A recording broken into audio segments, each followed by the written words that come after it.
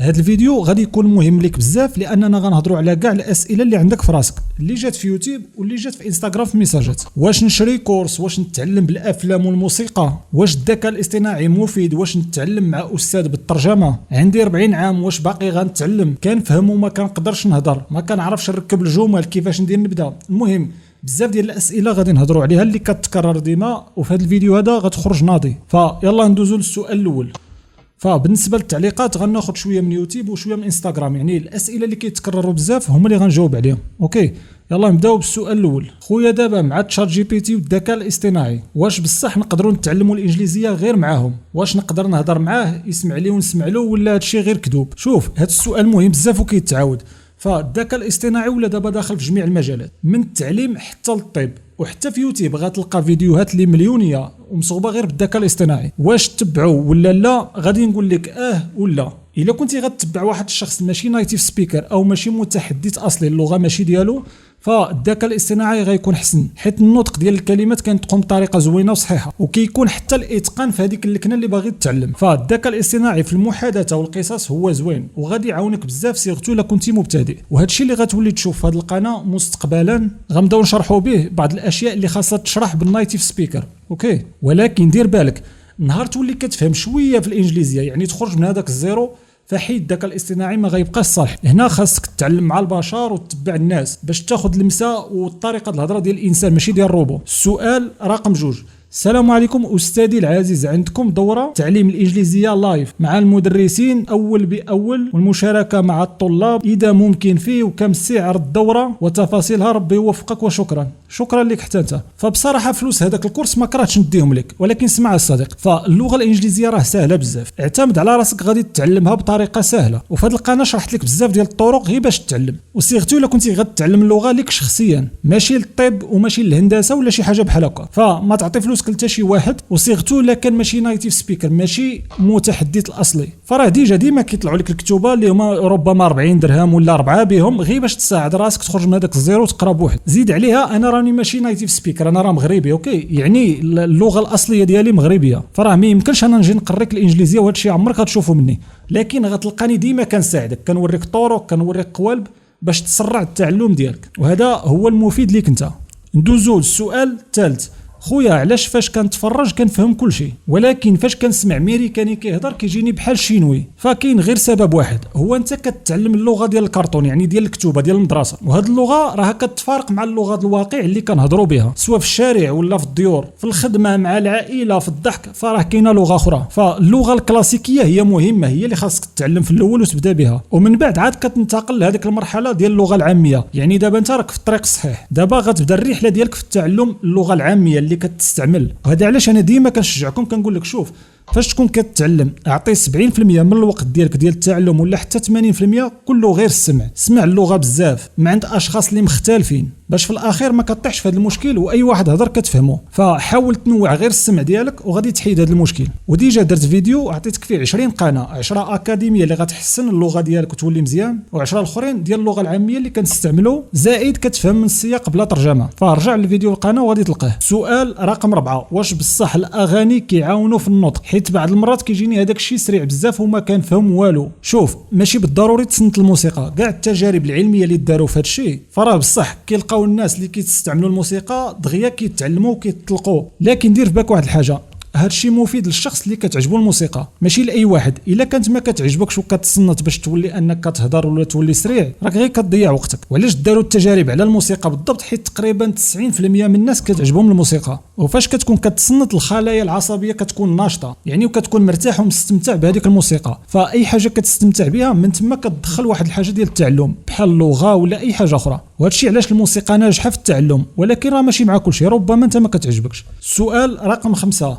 والله الا هاد القضيه ديال المثال الذهبي بسطيه ليا، ولكن مازال كنحصل فاش كنهضر على النقل، واش نقول ان ذا باس او لا اون ذا باس؟ ففهمتك انت هنا كتهضر على الحروف ديال الجر اللي هي ان اون ات وزيد عليهم حتى باي. فغير هاد 3 ولا 4 مهمين بزاف، فما نقدرش نجاوبك بسرعه لان غنشتتك، فخلي غنشوف كيفاش ندير عليهم واحد الفيديو ونشرحهم لك بالتدقيق، حيت هادو غيبقاو مبرزطينك انا عارف، واخا غتعلم مثلا الجمل فهادو غيبقاو ديما فالتين ليك.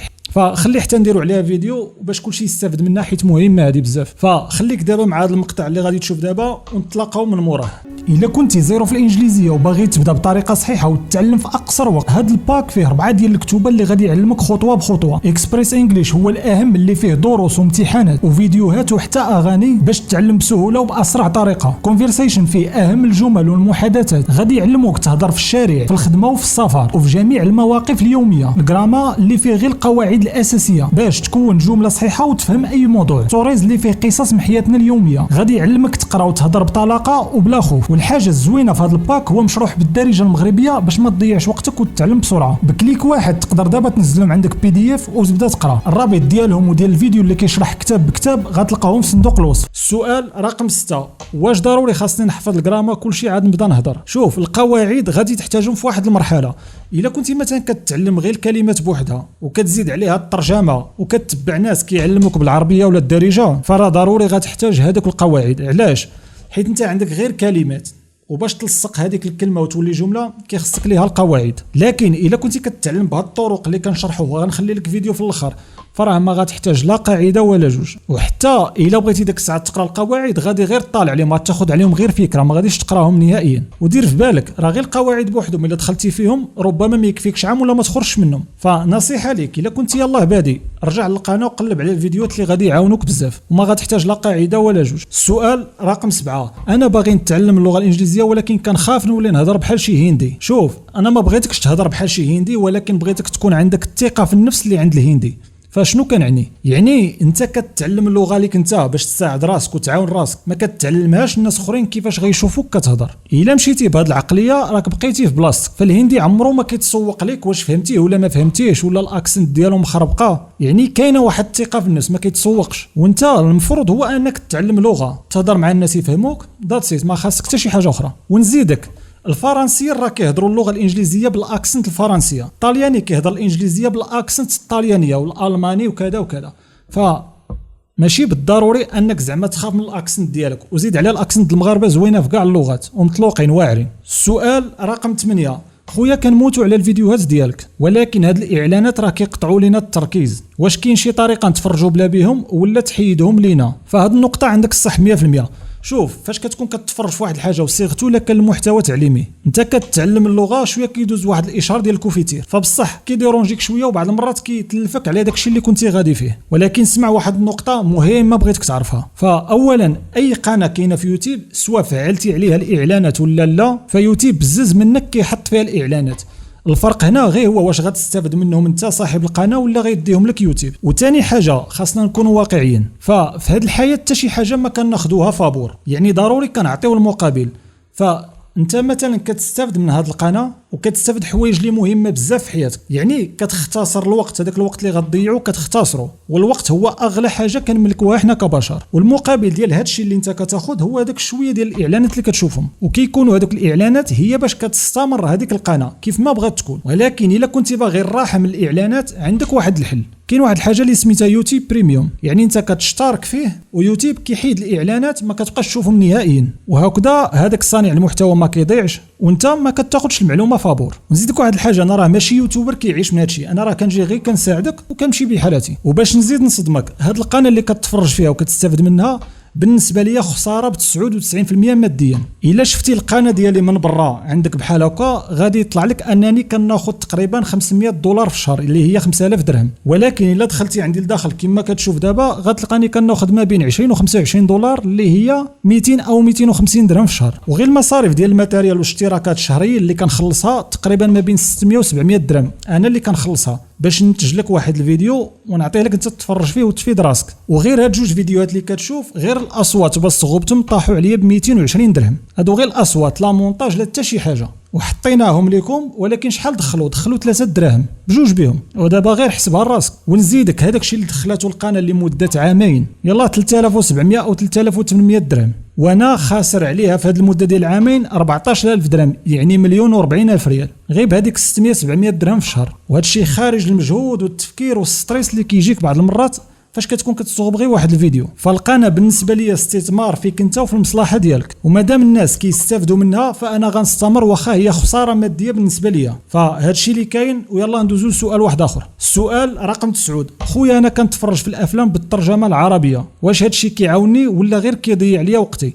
فهذه اللي قلتي الاخرى هي هذيك جبتيها لاصقه، كيضيع لك وقتك. شوف باش نكون واضحين، التعلم ديال اللغه غادي تتعلم باي طريقه، سواء بالترجمه ولا كتعلم غير كلمات ولا مع استاذ عربي، انت غادي تتعلم، ولكن النتيجه كتختلف في الاخر. الا مشيتي بهاد الطرق الغالطين غتاخذ 5 سنين 7 سنين 10 سنين، والنتيجه في الاخر عندك مشاكل في النطق في السمع وفي اي حاجه. زيد عليها انت غير حافظ ماشي كسبتي اللغه.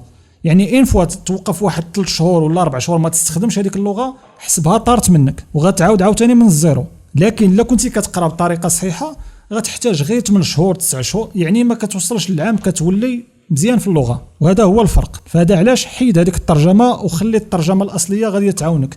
ندوزو السؤال رقم 10: خويا انا عندي 40 عام، واش فاتني القطار باش نتعلم لغه جديده؟ كيقولوا بان غير الدراري الصغار اللي كيطيروا في اللغه. هاد القضيه ديال فاتني التران هي اكبر كذبه، وهذا كيكون واحد المبرر للفشل ديالك انك ما باغيش تقرا. شوف الدري الصغير مثلا عنده 3 سنين 4 سنين 5 سنين، فهو راه ماشي بحالك، هو اقل منك بكثير. فانت اولا كتعرف علاش كتعلم هذيك اللغه، كتعرف تحلل، كتعرف تقلب على الفيديوهات، كتعرف انك تاناليزي في عقلك، وانت احسن من داك الدري تقريبا ب50 مره، فما يمكنش ما غاتعلمش. وزيد عليها دابا العلم كيهضر على واحد الحاجه اللي سميتها نيوروبلاستيسيتي. فشنو كتعني هذه بالضبط؟ يعني الدماغ ديالك كيقدر يصوب روابط عصبيه جديده شحال ما كان في عمرك. يعني خاصك غير دير هذيك الخطوه وغادي تتعلم شحال ما كان في عمرك. فمنطقيا وعلميا راه ما ضربك لا تران ولا طوبيس، يعني خاصك غير تحيد هاد التبريرات وتبدا تتعلم.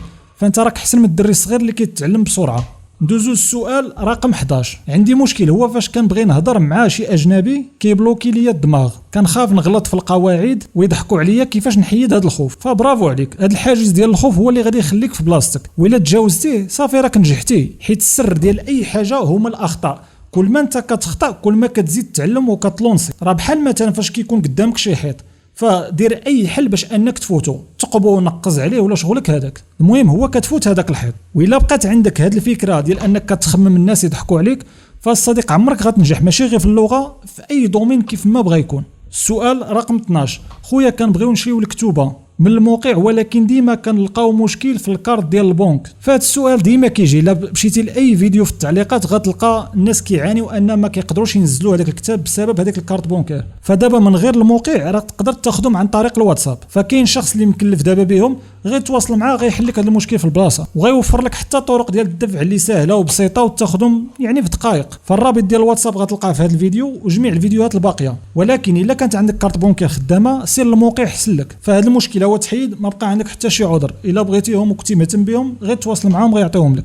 دوزو السؤال رقم 13: خويا انت ديما كتنصحنا ما نتعلموش القواعد، بصح في البدايه لا. هاد المجموعه د الكتوبه اللي درتي فيها كتاب خاص بالقواعد، واش كاين شي تناقض هنا؟ فعلا كاين سوء الفهم هنا. شوف هاد المجموعه اللي فيها 4 الكتوبه المهم فيهم هو اكسبريس انجليش بوحدو، اما 3 الكتوبه الاخرين هما غير ادوات ديال المساعده. علاش تزادوا؟ مثلا لا بغيتي غير تقرا تطلق لسانك غتلقى كتاب اللي فيه روايه غتطلق فيه لسانك، اوكي، ما تمشيش تقلب ولا تشريه. الا قريتي شي جمله وشتي شي حاجه كتكرر بحال شي قاعده وما فهمتيهاش غتمشي للكتاب اللي فيه القواعد، غتمشي غير تعرف عليها، ما كتقراش تما القواعد الصديق ولا الصديقه، ما عرفتش شكون اللي كتب هذا. اما الكتاب اللي هو اكسبريس انجليش هو اللي فيه الموسيقى، فيه الفيديوهات، فيه داك الشيء كامل، وفيه حتى التمارين، وهذاك هو الاساس في هذا الشيء كامل.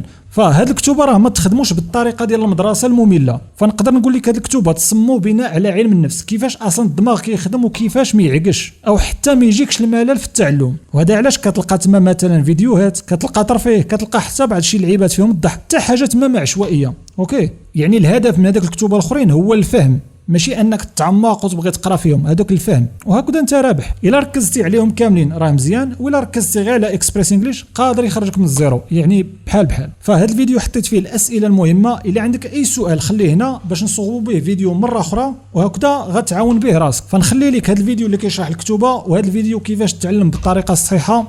تهلا ليا في راسك ونشوفك في شي فيديو واحد اخر.